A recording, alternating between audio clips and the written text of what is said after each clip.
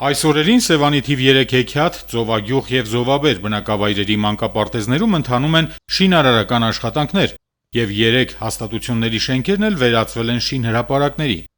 Մանկապարտեզներում հիմնանորոգումներն իրականացվում են 300 դպրոց, 500 մանկապարտեզ ծրագրի շրջանակներում։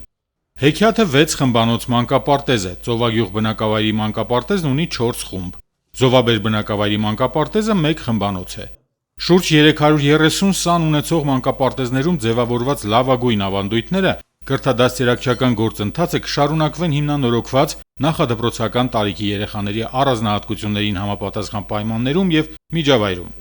Համաձայն նախագծանախահաշվային փաստաթղթերի մանկապարտեզների շենքերում իրականացվում են նախատեսված աշխատանքները։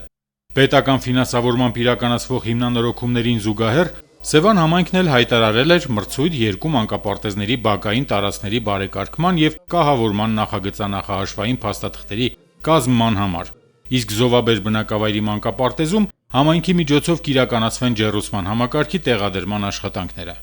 Ամիսներ անց Սևան համայնքի բնակիչներն ու նրանց փոքրիկները կստանան ժամանակակից չափորոշիչներին համապատասխան մանկան օջախների հիմնանորոգված շենքեր։ Տեղեկացնենք, որ Սևան համայնքի Գագարին բնակավայրում էլ կառուցվելու է մանկապարտեզի նոր շենք։